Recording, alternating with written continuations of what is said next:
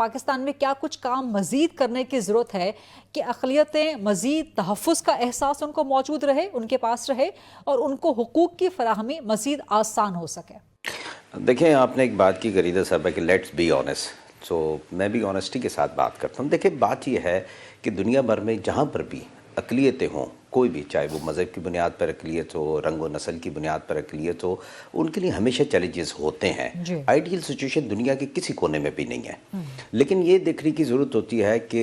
ریاست کی یا اس معاشرے کی نیت کیا ہے ان چیلنجز پہ اوور کم کرنے کے لیے۔ تو میں اس کو ہم شروع کرتے ہیں 10 اگست 1947 سے۔ 11 اگست کی سپیچ کا ہم اکثر حوالہ دیتے ہیں کہ قائد اعظم کی لینڈ مارک سپیچ تھی، لیکن 10 اگست کو ایک اور بہت بڑا تاریخی کارنامہ ہوا تھا، بہت بڑا کام ہوا تھا، وہ تھا پاکستان کے پرچم کی فائنل اپروول۔ تو پاکستان کا پرچم جب 10 اگست 1947 کو، یہی جو ہماری موجودہ سندھ اسمبلی کی بلڈنگ ہے، یہاں پر اجلاس کے دوران لیاقت علی خان صاحب نے جب پیش کیا تھا، تو اس میں یہ دنیا کا ایک واحد کسی بھی مملکت کا پرچم ہے جہاں پر مذہبی طور پہ جو فیتھ بیس کمیونٹیز ہیں ان کی ایگزسٹنس کو بطور شہری ان کے اس ریاست میں رہنے کو اپنے پرچم میں باقاعدہ ایک نمائندگی کے طور پر پیش کیا گیا ہے، ان کی اونرشپ کو ایڈمٹ کیا گیا ہے، ایکسیپٹ کیا گیا ہے اور اپنے قومی پرچم میں اس کو رکھا گیا ہے۔ تو یہ ایک بہت تاریخی کام ہے۔ اب بات یہ ہے کہ جیسے میں نے آپ سے عرض کیا کہ آئیڈیل سچویشن نہیں ہوتی، لیکن نیت کو دیکھنا چاہیے کہ نیت ہماری کیسی ہے اور ہم کس سمت میں جا رہے ہیں۔ قائد اعظم صاحب کی سپیچ ہوتی ہے 1947 میں، پھر اس کے بعد کوئی 2-3 دہائیوں کے بعد 73 کے کانسٹیٹیوشن میں اگر آتے ہیں تو اسی سپیچ کا عکس آپ کو 73 کے کانسٹیٹیوشن میں نظر آتا ہے، جہاں پر بطور شہری آپ کے حقوق کی بات کی جاتی ہے، حقوق کی ضمانت دی جاتی ہے اور ایک کمٹمنٹ کی جاتی ہے ان حقوق کی حفاظت کے لیے۔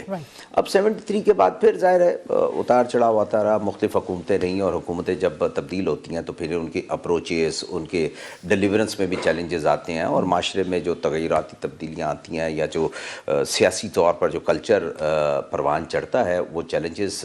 وقت کے ساتھ ساتھ تبدیل ہوتے رہے۔ لیکن 73 کے بعد جو ہے چیزیں چلتے چلتے آ گئیں، پھر ایک وقت آیا کہ ہم نے اس کو محسوس کر کے منورٹی ڈے سیلیبریٹ کرنا شروع کر دیا، جو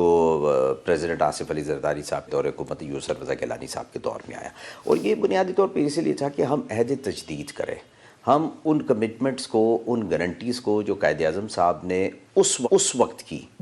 جو اکثریت اقلیت میں تبدیل ہونی جا رہی تھی 3 دن کے بعد، 11 اگست کے بعد 14 اگست کو جو اکثریت تھی وہ اقلیت میں تبدیل ہو رہی تھی اور جو اقلیت تھی وہ اکثریت میں آ رہی تھی، تو ان کے رہنے سہنے کے لیے ان کو ایک سمت بتائی تھی، اور پھر اس کی ہم ریفلیکشن دیکھتے ہیں 73 کے کانسٹیٹیوشن میں۔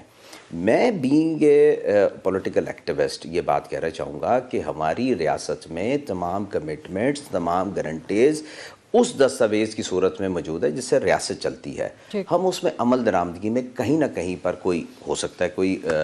کسی انڈیویجولز کی وجہ سے کوئی پرابلم آتی ہو، لیکن ریاست کی طرف سے کہیں پر بھی کوئی کسر نہیں چھوڑی گئی۔ ریاست نے مکمل حفاظت کی بات کی ہے، ریاست نے مکمل حقوق کی بات کی ہے۔ اب جو بات کرنے کی ہے، جو ضرورت ہے اس 78 سال کے بعد،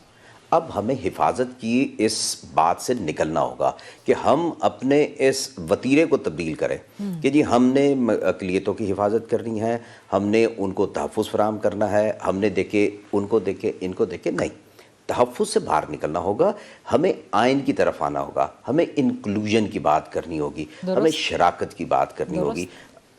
تو ہم اب اس اپروچ سے باہر نکل چکے ہوں میں، اور سندھ میں دیکھیے، میں ایک زندہ مثال آپ کے سامنے بیٹھا ہوا ہوں کہ سندھ نے وہ سٹیپ لیا اور ایک کانسٹیٹیوشنل پوزیشن پہ کسی نان مسلم کو سندھ اسمبلی کی تاریخ میں پہلی مرتبہ کسی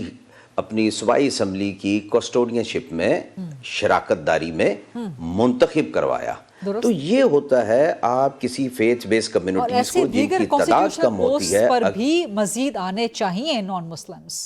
ان کے لیے بھی ایکول رائٹس ریویو کرنا چاہیے، کیونکہ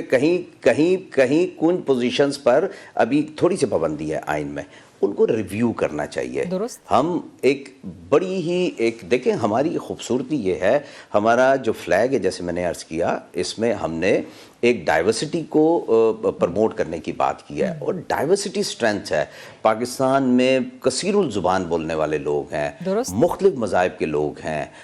ٹھیک ہے نا, اور ہم نے اس اسٹرینتھ کو لے کر آگے بڑھنا ہے. اور اللہ تعالیٰ بھی دیکھ لیں, اللہ تعالیٰ نے بھی دیکھے اس کائنات میں ڈائیورسٹی کے ذریعے خوبصورتی پیدا کی ہے, تو ہم نے اس خوبصورتی کے ساتھ آگے بڑھنا ہوگا.